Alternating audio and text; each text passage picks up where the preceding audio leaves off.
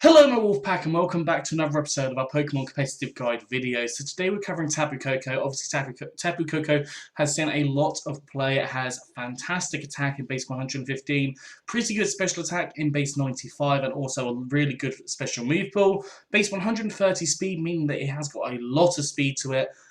Very fast Pokemon. And its defenses, base 75 special defense, base 85 defense is actually relatively okay, meaning you can live a couple of hits. Base 70 HP, again, okay-ish, meaning it can live a hit or two. Today I've got 4 sets for you, so we're just going to jump straight in. The first set is a throat spray set.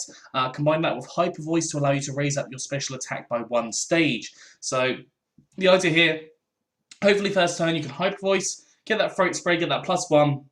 In your special attack, make yourself a little bit more powerful here, and then you can just go to town with your Thunderbolt, Grass Knot, Dazzling Gleam. I've also got the ability of Electric Surge. I'm always going to go with Electric Surge because in singles, Telepathy is not usable. It's just not any point in using it. But Electric Terrain can be really handy for you, especially if you have like a Surge Surf, a Raichu, or you're using things like Rising Voltage as well. That could work instead of Thunderbolt here if you wanted to do that. So that's entirely up to you. EVs, I've gone for max special attack and max speed with a timid nature, so more speed, less attack, and 4 EVs in special defense. You could always go for a modest nature here if you really wanted to, but I think that timid nature allows you to outspeed those extra fast Pokemon because there are quite a few now that are getting kind of the 120, 130 that are being used a lot. And plus that, I think that would allow you to outspeed a not speed nature Dragapult.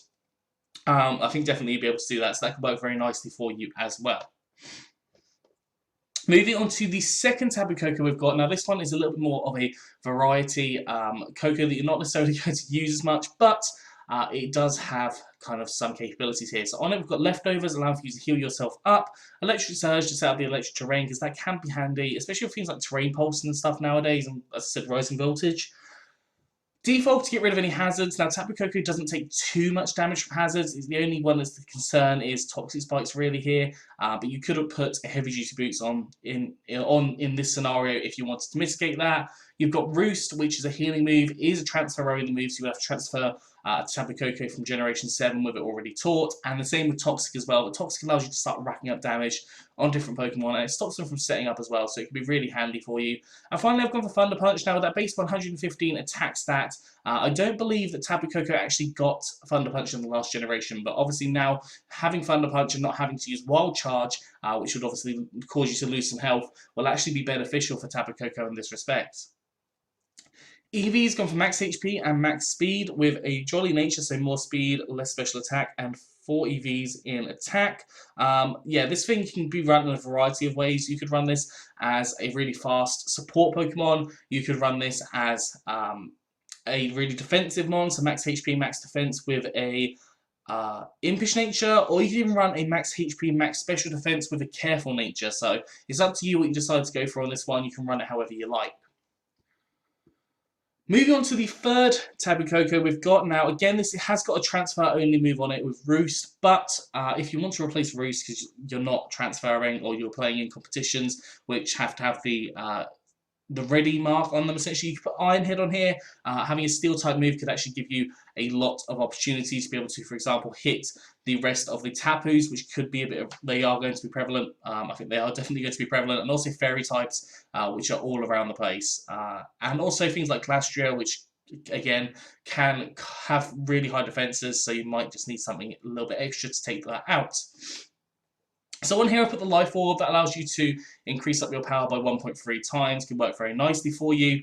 Electric Surge again, obviously Electric Surge is always going to be the case. It's not the best one because it only limits you from going to sleep, but you know, that'll stop things like melodic hypnosis sets. Sorry.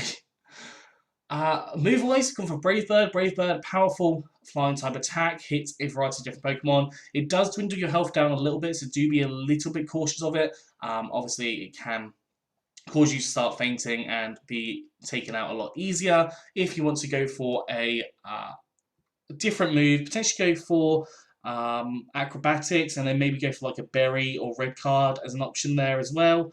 But yeah, those are the only ones that are really there unless it learns Dual Wing Beat, which it does not learn Dual Wing Beat. So that's an option for you there. Thunder Punch, again, strong stab, electric type attack. The issue is with the physical Tapu Koko, it doesn't get a physical fairy type move, at least not one that is any good. Unfortunately, it doesn't learn things like Play Rough. I've gone for U-turn as well, just in case you need to get out of there, because sometimes you do. Sometimes you do. Being a fast U-turn user can actually work really well on breaking sashes, stopping you from taking too much damage. It can really help you a lot.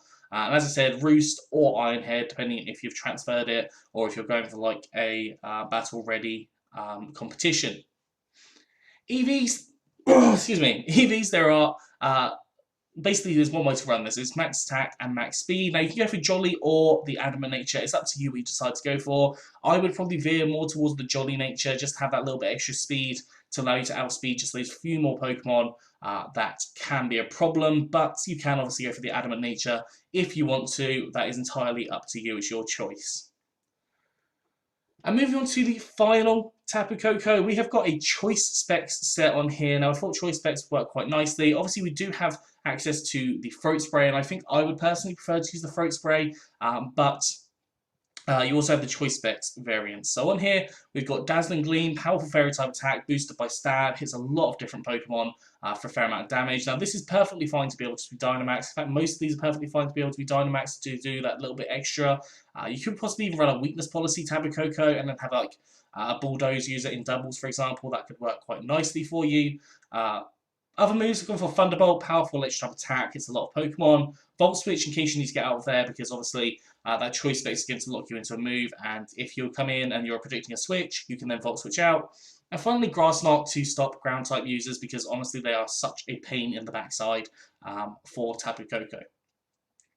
EV's gone for max special attack and max speed with a timid nature, so more speed, less attack, and 4 EVs in special defense. So this thing can do quite a bit of destruction there. It obviously has that +1 in the special attack naturally, so that can work quite nicely for you also. There are a couple of other options with Tapu Koko that you could run. There are the Calm Mind Stored Power option as well, because it has got access to stored power in this generation. Obviously, you've got Defog, which we spoke a little bit about. You've even got Agility if you want to not worry about the Regielekis, for example. Iron Defense if you absolutely need it. You've got Screens if you want to go on there. Raw. You've got Rest sets, Substitute sets as well. I don't really use Substitute sets, but you could definitely use that. Thunderwave as an option as well. So there's lots and lots and lots and lots of different options that you can go for with Tapu Koko. It is typically quite a nice Pokemon, and I don't know if it gets Rising Voltage as well. Unfortunately, it does not get Rising Voltage, which it would be an absolutely fantastic thing for Tapu Koko to get, but unfortunately, it does not get access to it, at least as far as I'm aware currently. Anyways, that is all for today, so I hope you've enjoyed this. If you have, please do like, subscribe, and comment. Let me know what you think down in the comment section below. Anyways, I'm out of here, so have a good one, and I'll see you soon.